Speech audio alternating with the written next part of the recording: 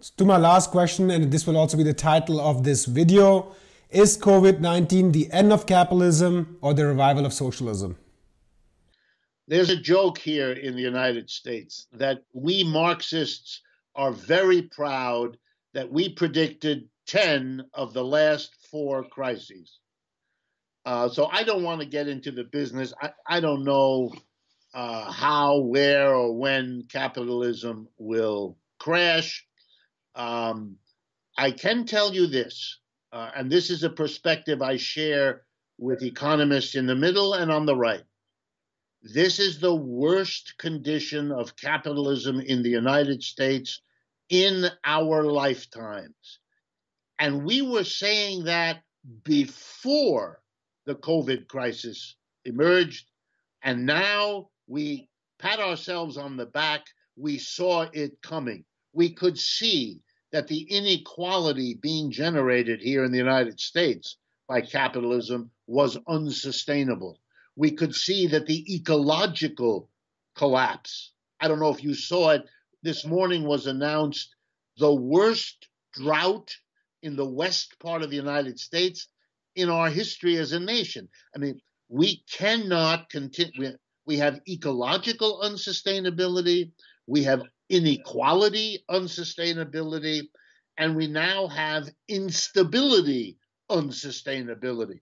The third crash in 20 years is making it easier for me to explain to people that the problem isn't dot-com prices or unpaid mortgages or some virus. It's the problem of a system that can't prepare. Here's the punchline I'm going to end with. The only reason we didn't have in the United States a stockpile of tests, vests, gloves, masks, ventilators, hospitals, and beds was because it wasn't privately profitable to produce them and to stockpile them in warehouses across the country. So they would be where the population centers were. They would be ready and available. They would be monitored every 6 months to make sure they weren't disintegrating, that they were sterile and clean and all the rest. The only reason we didn't have that is that private companies here in the United States who have all the tools, equipment necessary to produce them, who have all the workers necessary to produce them, we have all the warehouses necessary to stockpile them. Capitalism, profit, that's why we didn't produce it. And because the government is a neoliberal government completely controlled by private capitalism, they believe that the private profit motive is the royal road to prosperity and well-being. So instead of coming in to compensate for the failure of the private capitalist system, they became instead complicit with it. So they didn't have the stockpiles either. And so we have tens of thousands of people dead, an entire economy flat on its feet because we, and this is not a critique of Mr. Trump, he's the least important. We didn't have what should have been available, and on top of it, we had a government that could not ideologically compensate for this failure because it's in bed with capitalism. The problem that's being exposed in this country is the problem of an economic system that doesn't work. And in the long run, we may well look back upon this moment as when that became clear. And in that, one final point.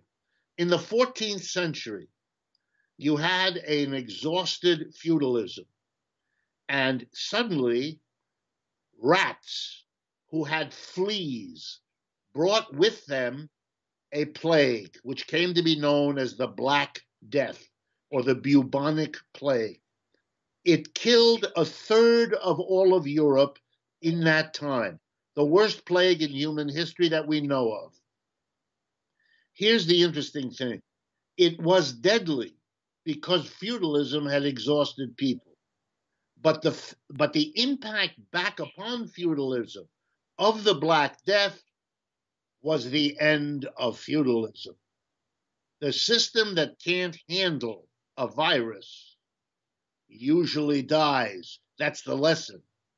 Capitalism is not handling this, and that's not good for the future of capitalism.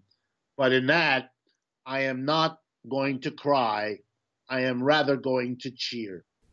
Richard Wolff, author, economist, and the co-founder of Democracy at Work, thank you for your time.